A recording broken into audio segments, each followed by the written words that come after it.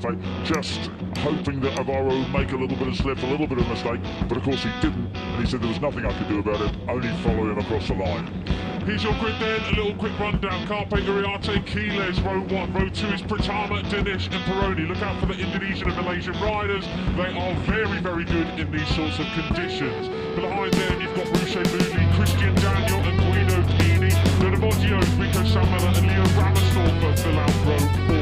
Row 5 will be Marco Morelli, Mr. No Plan B. Ian Plot starts from row 5 along with Carter Thompson, who had his best pocket result ever yesterday of 6th. Go Aussie. There we have Julius Hugliese starts from 16th, Sullivan Rousey 17th, Leonardo Zani, Evan Melford, John Ponce, Kevin Farkas, Lennox Famara, Keita Modignane, Rocco Sessler on row 8, and finally Milan Pavlak and Jack Fuentezan on front. Ryder Uriarte is setting off there with a pretty rapid pace on the warm-up lap. He's obviously going to see challenge to fall off himself right at the end of the race, so didn't get any points at all. Whereas Hakim Danish had done the corkscrew or second corchos, as it is in Spanish. All the other corners have just got numbers as far as I can work out. Yeah, basically, I mean, it's one that it's not as that's quite crucial there, but the main one we need to keep an eye on is Carpe's 33-point lead. If he finishes his race 50 points ahead, he has won the cup today. I'm much to the wire. Been there 4 holes exclusively by this time, near enough the last couple of years. There is Max Kiers. Of course, all these guys have been thankful for the attention of the HJC technician and that to make sure that they don't have any misting problems here. This morning, an early start for the Redbull MotoGP Rookies Cup. Race 2 and Aragon gets underway. And a superb start from Alvaro Carpe with Brian Uriarte alongside him, almost alongside him. Johnny's going to have to tuck in. Is he bravely up? No, he isn't. He tucks in behind Alvaro Carpe, but somebody's run right. Is that Veda perhaps in left wide? But he's managed to keep it upright for now. Superb stuff. You said the Malaysians are good in the West. Love it, don't they? Absolutely love it.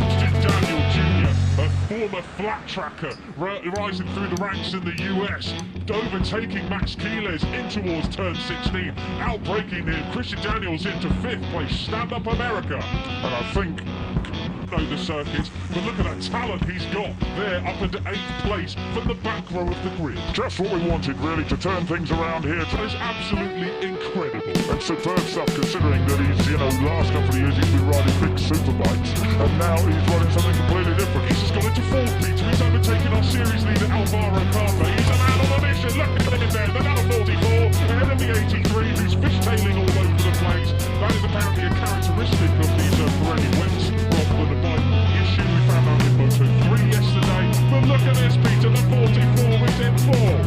Yeah, absolutely superb stuff. And you saw that piston upset by him being in the slipstream. Just a little bit of a buffeting sets it off. And as you say, that's a characteristic of the nothing to back to Ireland.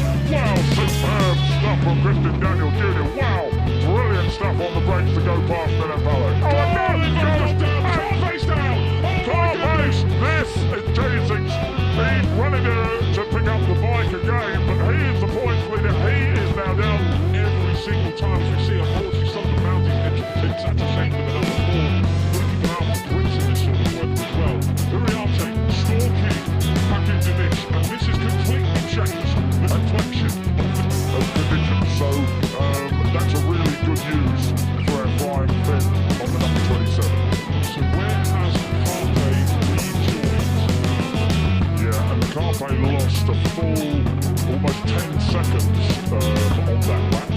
But of course, if he broke the footrest, it's one thing, but if he's broken the gear chain mover, that'll be something even an awful lot worse. Quiles is not feeling confident, Peter. He crossed the line, and he was John Ponce 16 in the middle of this group as well. So he rides the middle 10. That's right, and then if he's in a whole group, he can be passed by about 5 riders here. They're right behind him, including, good guys like Ruche Mooney. Ruche, Suzuki and Plot as well. I mean, French rider, although I'm told jokingly by his friends in the tennis which is substantial.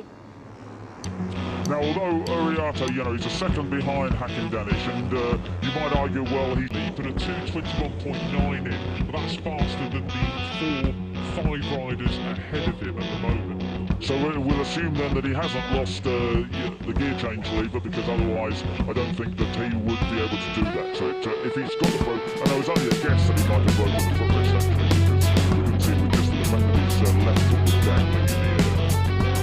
See from more than a second so far this season, not been on the podium since the second race in the morning. So for him, this should be a very welcome result for him. That's right, you know, things, he had a disaster in Austria, he just couldn't really Very well considered. We see Lennox from Mara has gone down. Yeah, that's unfortunate for old Lennox. He was 18th yesterday. He's not had really a really fantastic season. There he goes. There's a nasty look at the high side. Good to see that he's up and okay. Dipped in right in front of Rocket. In fact, he's got a big gap from 17th to 16th and 15th, so it's going to be a hard one. He's doing similar lap times to those in 14th, 15th and 13th. Chris Danner Jr.'s 18th. Who's that? Just got off Peroni! Goodness me, Peter! Peroni's gone down, he's thrown it away! Goodness me, and Max Kilos is going to come through and see that! And place Peter. Christian Daniels in 11th after crashing. What a ride this is from him! Incredible Clark up to 7th, and Rico Samala now in 3rd place, and he is closing on Brian Iriarte. Rico has done the fastest lap, and now he can just focus on Brian Iriarte ahead. Well, here we go then. Here's Carpe battling with Borgio and Cessna. Bearings are things. I mean, it's clearly, it's not just the rain and the wet they've got into this. There's so much dirt on the track from the rain as well. And of course, you know, the fact that Peroni had a fall on that has gone out of front as well. Alex Richardson is sorting to let back into this show. He's got 3 seconds on it. But he can't afford to let Brian Iriarte pick up those points, I don't think. Anyway, there's not, he's only going to pick up a handful of points at the bottom anyway. And yes, as you say, what do you do? Because, of course, okay, you know, in a way you've got nothing to lose, he doesn't, but if you hurt yourself, you can easily sprain, break a bone in the wrist or something. It doesn't have to be a big accident, and suddenly he's got a major problem for Misano. Yeah, precisely. So he really should, if I was his dad, I'd be telling him to take it easy, but I'm not. Settle down. Anyway, right, back with hakim danish there is visibly the aggressive player. Yeah, and I think, Rico is closing. He looks on screen as though he is really. But 2 tenths closer than he was at the check of the start of this race. Yeah, that's not enough, is it? He's got to really, 2 seconds is not something. Even Alvaro can't over the next one. Look at that sun's out there, so the track will be drying for the following classes. But as you can will have their warm-up section lost to 6th place at the moment. 5th place, he's overtaking Guido Pini. Oh, goodness me, absolutely incredible. that is a storming ride. Now, hakim danish, he's gone on to the last lap with a handsome, almost 6-second advantage over Brian Iriarte, having set his fastest lap of the race. So Hakim is not taking it easy, even though he's got well ahead in second place. And I will say, although it's very interesting watching Alvaro Carpe, he's not getting any points, he's out of contention. I don't want to see him anymore. I want to see what's happening at the front, really. Which is Rico Samela closing in on Brian Iriarte. That is the battle we need to see, ladies and gents in charge of the screens. We need to see Rico Samela and Brian Iriarte. Not Alvaro Carpe, he's not going to win the cup today. It's done. It's not going to happen. Let's put that golden helmet back in the bag. Yeah, exactly. It's shipped already to Misano. It's on the flight out of Zaragoza in 10 minutes.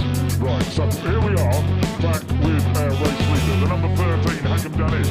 Where is Brian Iriarte and where is Rico Samela? Well, that is the big question, and our screen keeps jumping in and out. He's got a plan. The fact he's given us a guessing game, making it more interesting for us. But this is what we care about, Peter. It's 1 second between Rico Samela and Rico's got second. Rico's got it, but we can't see because we're looking at him to this. There he is! Finally, we've seen the battle for second. Wonderful news. Thanks for catching up with us, everybody. Right, so there we are with just half a lap remaining. Rico Samela has second place to Brian Iriarte. It's crucial that Brian Iriarte get past Rico if he can, because he needs those points if he's going to put Alvaro Carpe come under pressure going into Misano in the last 2 races. Down the back straight for the last time, up into 6th gear. Who is going to be brave on the brakes at the end of the back straight? It is Brian Iriarte who pulls out of the slipstream, but it's still a long way from home. It's that long, sweeping left-hander. Who's going to find the grip and the drive over the finish line to chase hakim danish? He's got it. The